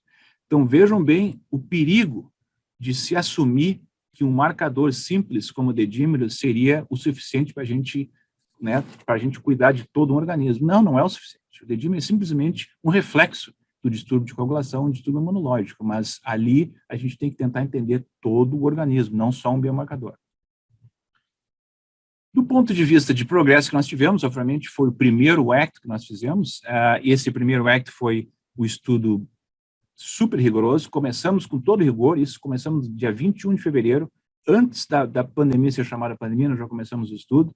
Então, na verdade, por que a gente começou de maneira rigorosa? Porque, na verdade, a gente entendeu que no meio de toda essa loucura, de todo esse pânico, tudo que estava acontecendo, a gente tinha que prevenir o estudo de acabar com vieses importantes que culminassem numa situação onde a gente não conseguia se saber se realmente a terapia funcionou ou não. Então, a gente realmente foi muito rígido nesse sentido. Então, não só fizemos o estudo duplo cego com placebo, mas, na verdade, a gente também randomizou para estratificação. Por que a estratificação é importante? Vejam bem, aí mesmo está em São Paulo, tu vai de um hospital para outro em São Paulo, tu vai aqui em Omaha, de um hospital para outro, 2 quadras de diferença. Hospitais diferentes, médicos diferentes, enfermeiras diferentes, técnicos diferentes, quantidade a disponibilidade de leitos na UTI diferentes, disponibilidade de leitos na emergência diferente. disponibilidade de infraestrutura diferente. Então, na verdade, o que a gente fez? A gente, para justamente não cair numa situação onde vários estudos foram feitos nesses últimos 2 anos, onde a heterogeneidade muito grande do cuidado de suporte, a gente fez o seguinte: olha, se tu vai ter um paciente que vai receber o tratamento, nesse caso, o Remdesivir, no teu hospital, tu vai ter um controle no teu hospital e todas as comparações vão ser feitas em cada um desses hospitais. Então, por isso que a gente estratificou para o site, para o hospital, justamente para evitar essa situação de um hospital tem uma situação muito mais precária e no outro hospital uma situação muito melhor do ponto de vista de infraestrutura. Então, isso pode causar um confounding, um viés muito grande no estudo em favor ou contra a droga. Então, a gente evitou isso. E também fizemos uma estratificação pela severidade da doença. A gente queria saber exatamente a quantidade, a severidade da doença de que está mais ou menos semelhante para cada paciente que fosse randomizado. Então, isso fizemos todos os estudos que nós fizemos na Network. Isso foi uma coisa que, basicamente, quase nenhum estudo fez durante a pandemia. O nosso objetivo foi de recuperação clínica, porque, na verdade, a gente imaginou naquela época que a gente não conseguiria ver um benefício de mortalidade, que precisaria de uma amostra muito grande, o estudo demoraria muito tempo, a gente ficou receioso que o estudo fosse levar muito tempo, e a gente priorizou a recuperação clínica e fizemos a mortalidade como um efeito secundário. Então, aqui vocês podem ver que, na verdade, o balanço randomizado foi muito bom, não houve nenhuma discrepância do ponto de vista de idade, demográficas e etc. Então, foi muito bom, bem balançado o estudo, então, eu acho que mostra que a randomização funcionou. E esse é o gráfico principal do estudo, que mostrou que, bem no começo, nos primeiros 2 dias, você já pode ver que houve uma aceleração muito grande, estatisticamente significativa, nos pacientes que receberam Remdesivir comparado com placebo. Essa separação das curvas aqui indica 5 dias nos pacientes moderados, 7 dias mais rápido nos pacientes mais graves, que foi a maior parte dos pacientes no estudo, né? Foram 7 dias. Então, na verdade, a gente consegue tirar o paciente 1 semana antes do hospital, e, obviamente, naquela época, a gente não tinha coleta de dados para outras situações, então a gente imaginou que, se tu tirar o paciente uma semana antes do hospital, tu vai prevenir o paciente de ter mais infecções nosocomiais, pneumonia, sepsis, tu vai prevenir o paciente de desenvolver mais trombose, quanto mais tempo o paciente fica no hospital, mais trombose desenvolve, tu vai prevenir o paciente de acabar sofrendo erros hospitalares, que é um problema grave, especialmente na pandemia, e tu vai permitir que outros pacientes graves possam ter leitos no hospital quando tu tira um paciente 1 semana mais cedo. Então, na verdade, os benefícios foram enormes durante a pandemia, mas também, muito importante, as pessoas esquecem, houve um benefício enorme do ponto de vista clínico e de sobrevida, que, na verdade, foram os outros efeitos que foram comentados no estudo. Aqui, então, vocês podem ver uma coisa muito interessante, eu coloco uma seta aqui, nos 10 dias, para mostrar para vocês uma coisa que me surpreendeu, e vários de nós que foram investigadores no estudo, a surpresa foi de que, na verdade, houve benefício mesmo após 10 dias de sintomas, mostrando exatamente o que eu coloquei para vocês naquele primeiro slide, onde essa é uma infecção que pode ter uma replicação viral muito mais prolongada do que outras infecções respiratórias. Então, na verdade, a gente tem que entender que existem pacientes que vão se beneficiar com esses antivirais, mesmo que o benefício não seja tão grande quanto no começo da doença, ainda eles podem se beneficiar em função de ter essa replicação viral muito prolongada. Isso não foram nem pacientes imunocomprometidos. Nós estamos falando de pacientes imunocompetentes. O que outra coisa eu quero colocar para vocês, muito importante, que a gente viu no Act 1 também?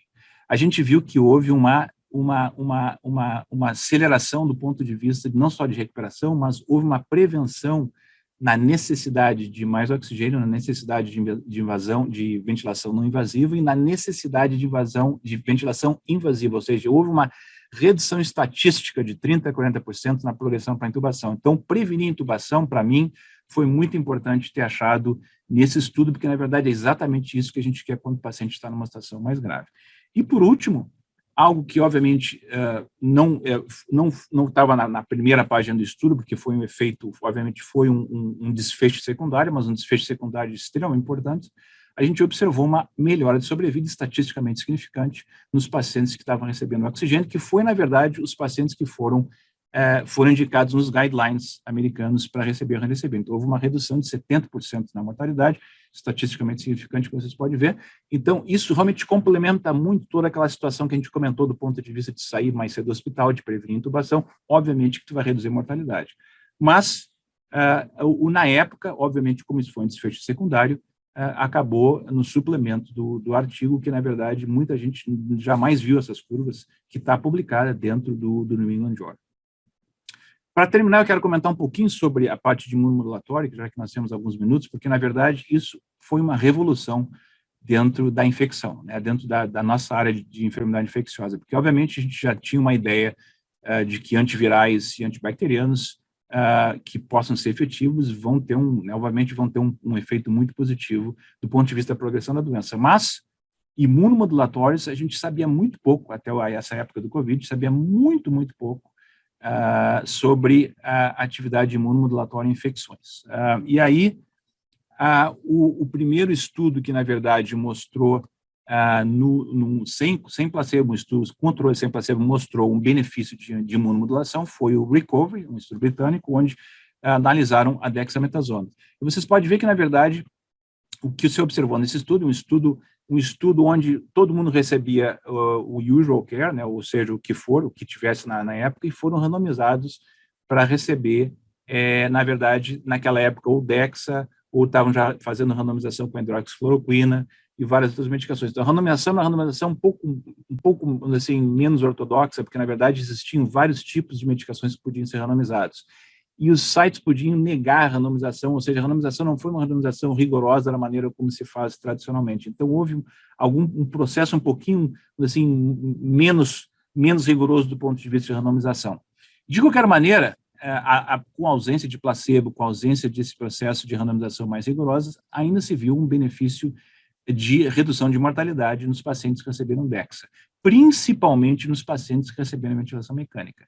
Nos pacientes que não receberam ventilação mecânica, que não receberam nem oxigênio, a mortalidade foi aumentada. Inclusive, no próprio artigo, eles comentam que houve uma interação estatística significante. O que isso significa? Significa que a dexametasona, na verdade, ela poderia ter um efeito oposto nos pacientes que não receberam oxigênio, ou seja, poderia aumentar a mortalidade.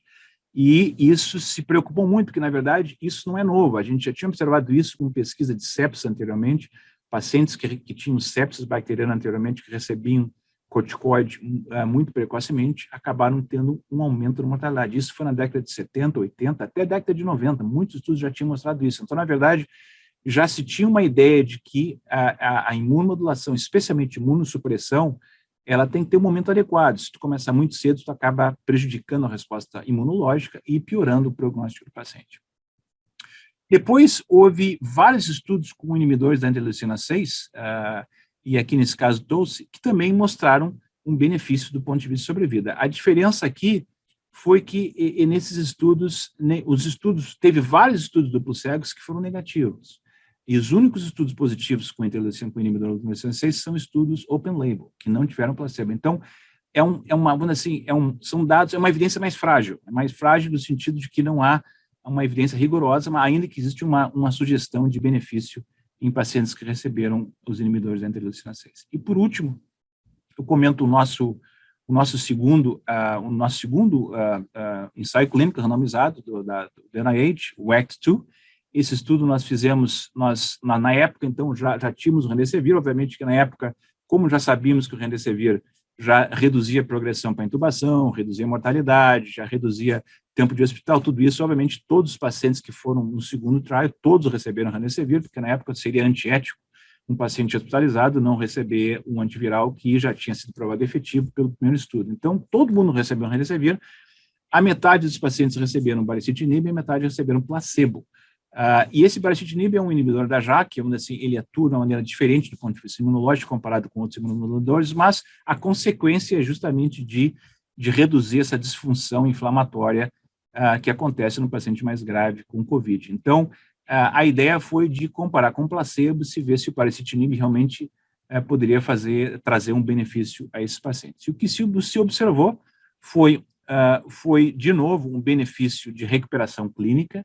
Houve um dia de benefício maior em todos esses pacientes e houve 8 dias de benefício maior nos pacientes que estavam recebendo high flow ou ventilação não invasiva. Então, quanto mais grave foram os pacientes, maior foram os benefícios, semelhante ao que a gente viu nos outros estudos também do baricitinib. Outra coisa muito importante, que eu coloco em vermelho aqui para a gente enfatizar, porque para mim, na beira do leito, isso faz muita diferença, houve uma redução de 30% na progressão para intubação ou para morte, com o baricitinib comparado com o placebo. Todos os pacientes recebendo Remdesivir. Vejam bem, o Remdesivir já tinha mostrado uma redução na progressão para intubação. o Remdesivir já tinha mostrado uma redução na progressão para a morte. Agora nós adicionamos o baricitinib, e o baricitinib, em adição ao Remdesivir, mostrou uma redução maior na progressão para a intubação e uma redução maior na mortalidade. Então, muito legal, nós ficamos muito entusiasmados com isso, porque, na verdade, foi um anti-inflamatório em combinação com o antiviral efetivo. Então, na verdade, isso realmente fez com que o anti-inflamatório, no caso, o baricitinib, vamos dizer assim, seria muito mais difícil descobrir um efeito quando já tem um antiviral efetivo. Mas, na verdade, mostrou um benefício em combinação. E os pacientes que receberam baricitinib tiveram 11 dias a menos na ventilação invasiva, significativamente a menos do que os pacientes que não receberam baricitinib. Então, na verdade, muito interessante os resultados do EC2, foi a primeira vez que nós descobrimos isso, e a outra surpresa que nós tivemos, que para mim realmente faz uma diferença enorme, porque esses pacientes, vejam bem, todos os nossos pacientes acabam graves, acabam no hospital por muito tempo, ficam dias entubados, semanas entubados na UTI, pacientes graves, com lesão pulmonar grave. E o que aconteceu? Que se observou que, na verdade, a gente estava com receio que o baricitinib fosse causar exatamente o que a gente já sabia, o que o Dexa e os esteroides fazem há muito tempo, causar mais infecção. Quando a gente acaba modificando a resposta imunológica, a gente pode provocar mais infecção. Nesse caso, nós estávamos com receio que o baricitinib fosse ter o mesmo efeito da Dexa, ou o mesmo efeito da Tolsi, mas o que se observou, na verdade, foi diferente. Houve uma redução pela metade, vocês podem ver aqui, se reduziu pela metade a taxa de infecções secundárias, ou seja, infecções adquiridas no hospital quando os pacientes já estavam randomizados no ensaio clínico. E isso realmente foi uma surpresa muito boa, porque a gente não esperava ver, a gente esperava ver ou mais infecção ou uma quantidade semelhante, mas a gente não esperava ver menos infecção do que placebo. Veja bem, em comparação com placebo. Então, agora estamos estudando justamente o porquê que os inibidores da JAK podem causar uma modulação que, na verdade, proteja o paciente de ter essas progressões de infecções nosocomiais. Então, muito importante, estamos nesse processo de estudo. Para terminar, eu quero comentar um estudo que foi feito depois do nosso, foi o estudo da Lilly, que fez o estudo, inclusive incluiu pacientes aí no Brasil, um estudo enorme, foi um estudo que foi grande o suficiente para avaliar a mortalidade e mostrou também uma redução de quase 50% na mortalidade dos pacientes que receberam baricitinib versus placebo mais standard of care. Vejam bem, isso é interessante, esse estudo é interessante, porque eles avaliaram os pacientes que receberam baricitinib com e sem corticoide, com e sem remdesivir. Independente de tudo isso, os pacientes que receberam baricitinib continuaram com uma menor progressão para a morte, ou seja, uma redução de mortalidade estatística. Então, muito interessante, porque adicionou uma informação que nós não tínhamos no ACT2, que, na verdade, se complementou com esse Coviberra. E, por último, foi esse estudo que recém saiu no Lancet, foi um estudo só em pacientes ventilados, em pacientes em ventilação invasiva, onde os pacientes receberam baricitinib versus placebo, de novo mostrou uma redução de quase 50% na mortalidade, estatisticamente significante, dos pacientes que receberam baricitinib. Então, na verdade, são notícias maravilhosas, porque a gente está vendo agora que a imunomodulação realmente tem um papel importante na proteção da mortalidade dos pacientes. Meu último slide é só para mostrar um pouco a questão da evidência que nós temos. Então, hoje, do ponto de vista de rigor científico, nós temos eficácia provada por estudos duplos cegos, controlados por placebo, com remdesivir, com baricitinib, com anticorpos monoclonais, e as vacinas, todas aprovadas, todas foram com estudos duplo cego e placebo controlado. Eficácia provável, ou seja, estudos que foram negativos em placebo controlado, mas positivos em open label, os corticoides e inibidores da interleucina 6. E, por último, muito importante, vem o comentário que o Esper comentou também no começo da palestra dele, a questão de drogas que foram provadas serem ineficazes. Isso é muito importante. Então, os ensaios clínicos não só nos trazem os benefícios de drogas efetivas, mas provou várias terapias serem inefetivas. Então, muito importante que a gente agora entenda que essas medicações são medicações que não têm nenhum papel do ponto de vista clínico, na beira do leite, de tratar pacientes hospitalizados. Então, eu vou terminar por aqui. Muito obrigado. Desculpa passar um pouquinho do tempo. Muito obrigado, professor André Calil, também magistral apresentação.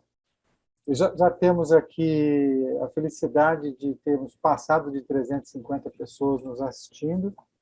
Isso é muito bom, nós ficamos muito felizes com essa presença de todos. E eu, para iniciar aqui a rodada de discussão, eu queria dirigir uma pergunta a cada um dos colegas aqui. Primeiro para o professor Esper. A questão chave aí, Esper, eu penso que essas medicações elas têm um custo elevado, particularmente para a realidade brasileira. Naturalmente, algumas delas ainda não estão aprovadas no Brasil, ou porque não estão aprovadas, ou porque não estão aprovadas para essa indicação específica de uso pré-hospitalar. Mas qual a perspectiva da gente poder melhorar a custo-efetividade desses agentes antivirais do ponto de vista de escolher bem para quem eles deveriam ser usados? Porque talvez você tocou na questão dos vacinados, não vacinados, né? Eventualmente, nós pudéssemos ter critérios, né? Então, de você, eu queria ouvir a esse respeito e se existe uma hierarquia dentre as medicações que você falou. E para o professor André Calil, eu queria fazer uma pergunta, não é exatamente para pacientes de terapia intensiva, mas para pacientes internados em enfermaria e com necessidade de oxigênio. Talvez não seja exatamente o seu grupo maior de atuação, mas a diretriz do NIH sugere que, se esse indivíduo tiver o dedímero elevado, não sendo gestante, não tendo risco maior de sangramento, ele deve receber heparina em dose terapêutica, apesar de que o nível de evidência não é tão elevado. Então, eu queria dirigir essa pergunta para vocês dois aí. Obrigado, André. Obrigado, Paulo, pela pergunta. Acho que antes tem um comentário, vocês me perdoem por ele ser desagradável, mas aqui nós não temos opções. Eu acho isso um negócio inaceitável. E já venho falando isso de forma bem explícita há bastante tempo. Escrevi isso no jornal, já falei isso em entrevistas, já falei inúmeras vezes. Ou seja, qual é o antiviral que nós temos para oferecer para um paciente? Vamos dizer o seguinte exemplo. Chega um senhor de 82 anos, diabético, hipertenso, coronariopata, que tomou uma dose da vacina só e, por qualquer razão, não tomou a segunda, com Covid no serviço de assistência à saúde aqui. O que você tem para dar para ele a não ser suporte? Nós não temos.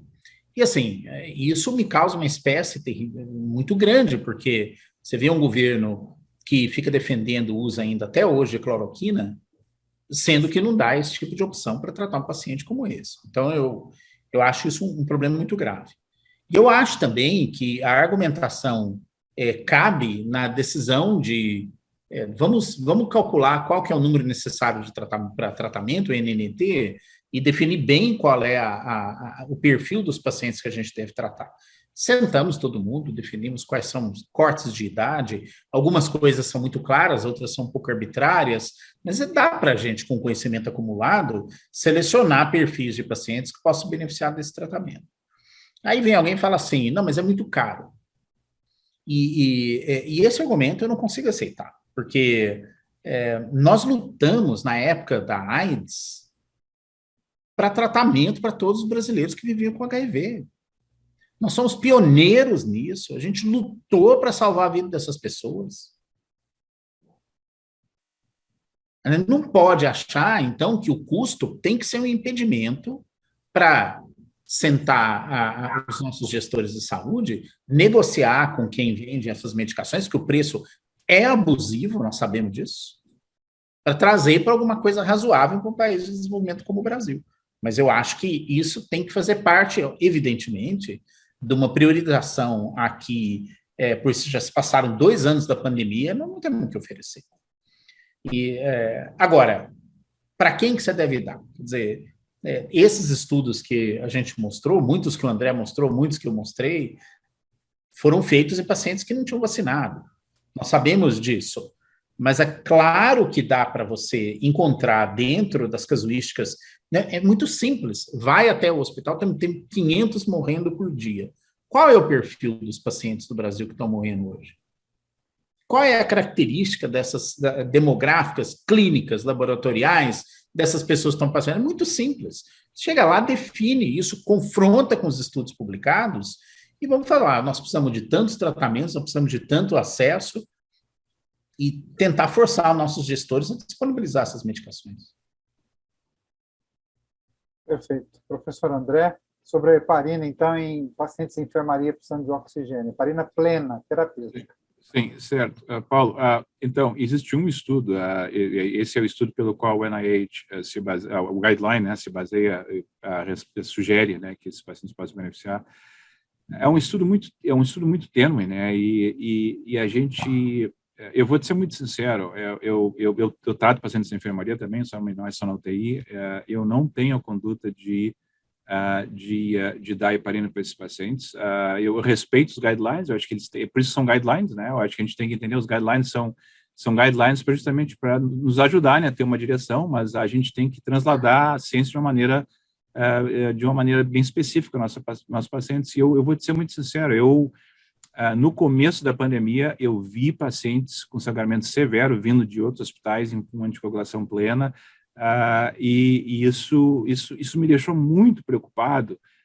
E aí, quando eu comecei a ver esses estudos randomizados, consistentemente, os pacientes mais graves, todos não tendo benefício, é difícil para mim explicar que um estudo, de todos esses, em pacientes menos graves, sugeriu um benefício tênue em pacientes com hipertensión plena. Então, assim, o meu receio é que a maior parte das pessoas não vão se beneficiar, vai acabar com um número de sangramento, que eu digo, um sangramento grave é o suficiente, pode ser letal para o paciente. Então, assim, eu acho assim, não há dúvida alguma, né, Paulo e Mar, e todos nós, eu acho que não há ninguém tem dúvida de que heparina profilática, enoxaparina, fazer, né, prevenir trombose é essencial, é standard of care em qualquer parte do mundo, não há dúvida, é importantíssima, porque certamente são pacientes mais predispostos a processo de coagulação, são pacientes que ficam no hospital por tempos prolongados, 100% com isso, mas anticoagulação plena hoje, para mim, no meu hospital, no meu time, na minha divisão, é a mesma indicação que nós tínhamos antes da pandemia. O paciente tem evidência clínica ou radiológica e laboratorial, todo o processo de trombose ou de embolia vai receber anticoagulação plena. Mas tratar de edímero, eu não trato de edímero. Muito bom. Nós temos aqui várias perguntas da audiência, dos colegas aqui, então eu vou começar a dirigir as perguntas dos colegas aqui. A primeira pergunta de uma colega é como estão os estudos, né, as evidências atuais para fluvoxamina? Esper. Vamos lá, a fluvoxamina é um antidepressivo inibidor de captação de serotonina e o efeito que eles observaram poder ter algum benefício na COVID foi porque ele é um inibidor da sigma-1, que é uma proteína na superfície endotelial e, portanto, bloqueia a cascata de inflamação. Então, é essencialmente uma medicação que poderia diminuir a progressão para a fase inflamatória da doença. Tem 3 estudos realizados até agora e é uma meta-análise que foi feita, publicada, acho que faz umas 2 semanas, que avaliou a medicação compilando os dados desses 3 estudos, mostrou que tem algum benefício, que dá um valor de 21% de diminuição de progressão para a doença. Mas eu quero salientar que, outra vez, essa ainda é, na minha opinião, uma evidência relativamente frágil para emprego e adoção em prática do dia a dia. Pela escassez de dados, e o 2, por um efeito ainda que eu considero muito modesto. A diretriz do NIH não recomenda, né, nesse caso. Muito bom. A próxima pergunta é de uma outra colega também. Aliás, dezenas de elogios, pessoas, colegas dizendo que as aulas foram maravilhosas, assim, dezenas e dezenas de elogios a vocês, professores, e também a iniciativa da SPI do evento. Então, a próxima pergunta é a respeito da possibilidade da combinação remdesivir e plasma de convalescente, numa fase inicial da doença, né? se haveria benefício, por exemplo, num paciente de altíssimo risco, como um transplantado de células-tronco hematopoéticas. Então, eu acho assim, Paulo, eu acho que obviamente que é intuitivo que, né, usar duas drogas de mecanismos diferentes né, possa ter um efeito aditivo. É intuitivo, né? Todos nós temos a mesma intuição. O meu problema, eu acho que foi semelhante ao que o Esper colocou, mesmo no período precoce do plasma, os estudos mostraram um efeito muito pequeno, mesmo no estudo hospitalizados, não há dúvida que plasma não funciona, mas numa área precoce, no caso, no paciente imunossuprimido, eu favoreceria, certamente, se a gente fosse fazer um estudo de combinação, eu favoreceria um anticorpo monoclonal. Por quê? Porque, na verdade, veja bem, a questão do plasma é uma questão muito, muito delicada, porque agora com o Omicron, por exemplo, tu imagina a quantidade de anticorpos que vai se obter num paciente convalescente de Omicron. Isso é ridículo. Se já era pouco com Delta, deve ser ridículo com o Omicron. Então, na verdade, a quantidade de anticorpos neutralizantes que o Omicron está induzindo com relação às outras variantes deve ser menor ainda. Então, eu acho que se o plasma não funcionou com Delta, se o plasma não funcionou com Alfa, eu acho que a possibilidade do plasma funcionar com Omicron menor ainda. Então, o que eu acho que, assim, eu acho que a ideia é interessante, de combinação, é uma ideia interessante, obviamente, mas se a gente vai fazer isso num paciente com alto risco de progressão, especialmente num paciente imunocomprometido, eu preferia usar um antiviral como Remdesivir em combinação com um anticorpo monoclonal, se fosse o caso para estudar, né? Não de uma maneira off-label, para estudar, certamente. Esper, eu acho que essa aqui é um pouco para você. Ó. O colega pergunta assim, os trabalhos com anticorpos monoclonais foram em vacinados? A grande maioria foi em não vacinado, né? Antecedeu, inclusive. Né? Aliás, porque o raciocínio que estava na cabeça de quem fez o estudo, só para o pessoal entender por que fez isso. E quando você vai fazer um projeto de pesquisa, e você projeta o desfecho, no caso aqui, internação e morte, você quer, para responder a questão com o mínimo de pacientes, o de maior risco. Senão você tem que aumentar o tamanho amostral muito, né? Então, eles sempre forçaram para colocar pessoas não vacinadas para, supostamente, se selecionar aqueles de maior risco. E isso faz com que a gente não tenha ainda um corpo de informações suficiente em pessoas que foram vacinadas previamente ou até mesmo que tinham já tido Covid-19 antes. Né? Esse é um problema dessa abordagem, desse tratamento. Perfeito. Eu não sei se eu entendi essa questão para o professor Calil, da colega, se tem sido observado qual a proporção de detecção viral em não imunossuprimidos. Eu não sei se ela quer dizer tecido pulmonar. Eu não entendi exatamente qual foi a pergunta. Se tem observado em qual proporção a detecção viral em pacientes não imunossuprimidos? Então, veja bem, a pergunta é interessante, porque, na verdade, é uma pergunta que merece certamente mais estudos, né, Paulo? A gente precisa saber mais da dinâmica viral em pacientes hospitalizados. O que a gente tem um pouco mais, foi com essa moção, a gente tem um pouco mais da dinâmica viral no começo da doença, a gente tem um entendimento um pouquinho melhor, mas a minha preocupação, como se tem muito poucos estudos em dinâmica viral em pacientes hospitalizados, a gente acaba realmente numa situação muito mais complicada. Então, por exemplo, eu tenho visto pacientes com altas cargas virais em aspirados traqueal, em lavado brônquico, tanto imunocompetentes como imunocomprometidos. Não, sinceramente, eu tenho visto em todos, eu não tenho visto... é inacreditável como tu não consegue prever. E eu tenho tido pacientes com doença pulmonar gravíssima, onde eu não consegui detectar nenhum PCR negativo com SARS-CoV-2. Então, na verdade, a gente realmente sabe muito pouco sobre a dinâmica viral num paciente agudo, muito pouco, tem poucos estudos, a gente tem muita experiência do dia a dia de ver esses pacientes, mas certamente a experiência não é o suficiente para a gente conseguir relatar toda a dinâmica viral que é necessária.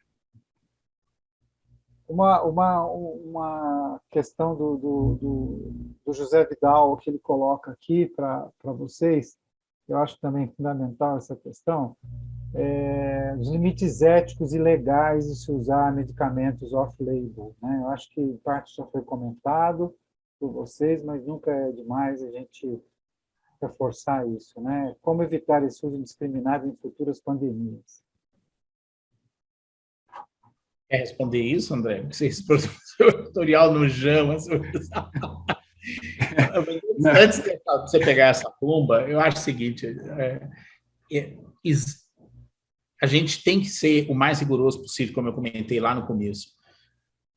É claro que numa situação de emergência, a gente tem que flexibilizar alguns limites, porque quando a gente... Vamos nos imaginar o seguinte: você está recebendo os primeiros pacientes com Covid-19, as pessoas morrendo uma atrás das outras, vindo os casos aumentando de forma exponencial, e é claro que você tem que basear e fundamentar tratamentos em experiências que são semelhantes, mas não são iguais àquela.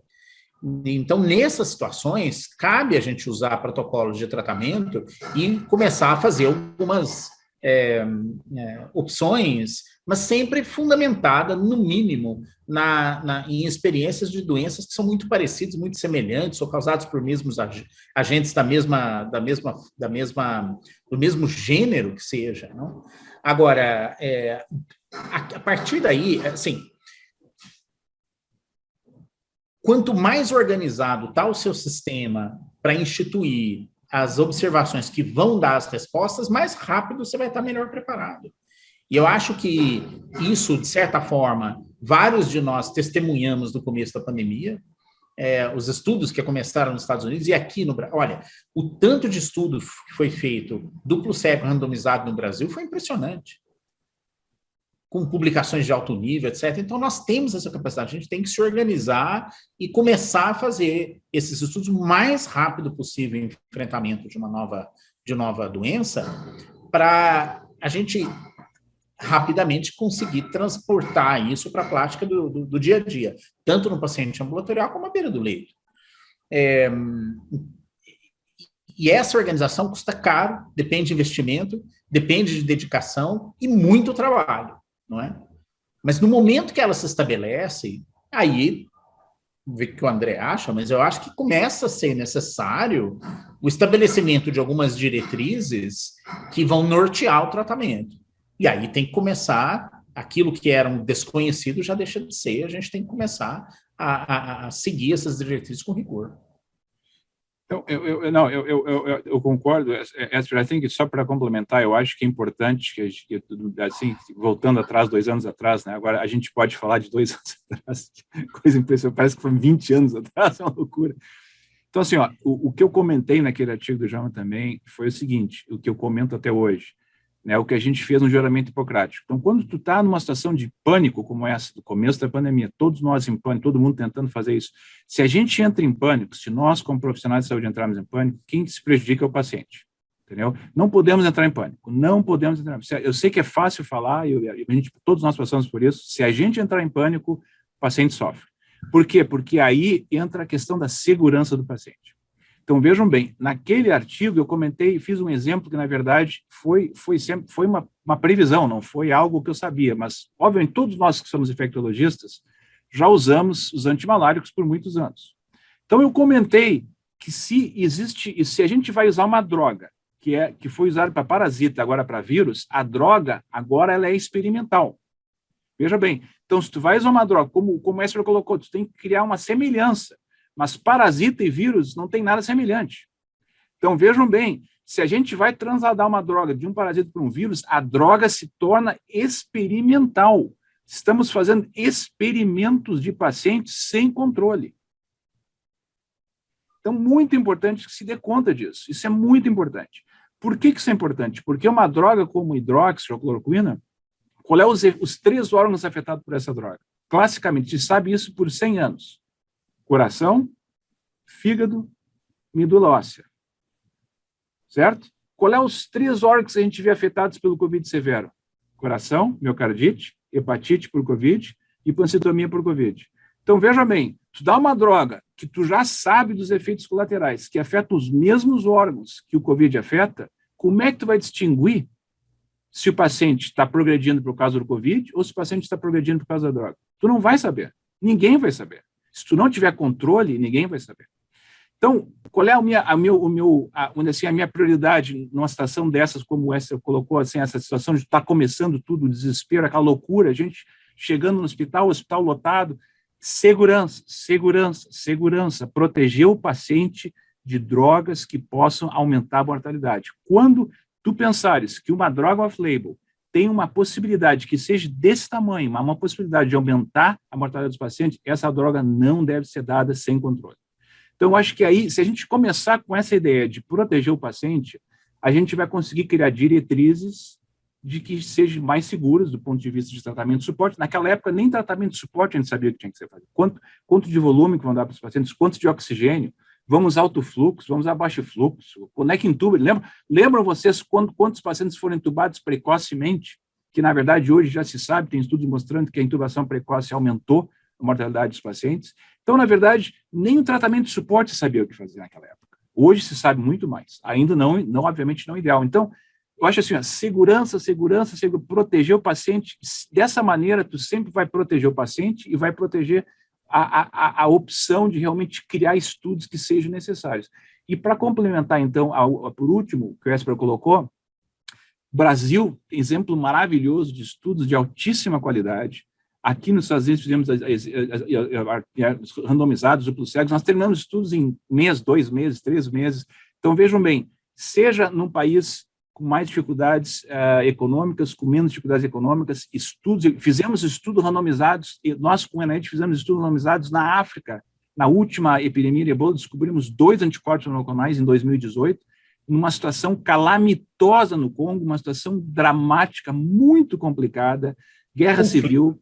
Então, vejam bem, a ciência ela pode ser feita, não há motivo para se atalhar a ciência. No momento que a gente atalhar a ciência, a gente prejudica o paciente. Então, tudo isso pode ser feito, mas, como a gente comentou antes, muito trabalho, muita gente envolvida, mas ponto número 1, segurança, proteção do paciente. É isso que eu acho que a gente faz com a ciência. Você lembra das prescrições que vinham no começo, André? Vinha aquelas prescrições, as primeiras que eu vi vinham da China. Tinha 35 itens. Um negócio desse não pode dar certo. Então, professores, colegas todos que estão nos assistindo, nós passamos das 21h35 já. Ainda existiam várias perguntas aqui. Eu quero dizer o seguinte, resumindo assim sobre as perguntas, né, sobre outros fármacos, né, de fato, assim, o que os 2 professores colocaram é o que existe de evidência mais sólida possível nesse momento. As outras possibilidades terapêuticas, de fato, não têm o mesmo vigor aí de evidências, tá? Então, isso aí é importante a gente deixar, e nem outras estratégias que foram perguntadas aqui também não têm evidências. Então, infelizmente, não vai ser possível responder a todas as perguntas pelo tempo, mas eu tenho certeza que foi espetacular pelas dezenas de elogios que a gente recebeu aqui. Queria agradecer muito aos 2 brilhantes professores e entregar a palavra ao professor Eduardo para ele fazer o encerramento aí da sessão. Obrigado. Bom, como diretor científico da Sociedade Paulista de Infectologia, realmente me sinto honrado, a sociedade certamente se sente honrada com a presença do professor Calil, professor Esper, professor Paulo Abrão. Então, para nós, realmente foi motivo de muita satisfação e foi um evento, durante todo o período da aula, a audiência ficou em torno de 350 pessoas. Estamos encerrando aí numa terça-feira à noite, né? 20 para as 10, com 251 pessoas. Então, realmente, eu acho que foi um enorme sucesso. A maior parte da plateia são infectologistas, né? Onde a gente dirige os convites. Então, realmente, eu acho que foi um ganho imenso para todos nós. Queria convidá-los também para o dia 29 de março, daqui a 15 dias, nós discutiremos a chegada da Candida auris no Brasil. Nós não tínhamos até o ano passado, quando o primeiro caso foi descrito em Salvador, agora em Pernambuco, está numa UTI em Pernambuco, e a gente vai discutir, porque estamos com muito medo dessa disseminação desse fungo nas nossas UTIs, especialmente surgiu exatamente no UTI Covid, né? Então, realmente, eu acho que é um motivo de preocupação para todos nós. Teremos aí o professor Arnaldo Lopes Colombo e uma série de outras pessoas que vão discutir aí a chegada da Candida auris no Brasil. Então, estão todos convidados aí para o dia 29/3, sem ser a próxima terça ou outra. Gente, muito, muito obrigado. Professor Calil, professor Écio, professor Paulo, foi excepcional. Muito obrigado aí pela presença de vocês. Tudo de bom, boa noite. Boa noite a todos. Boa noite, obrigado.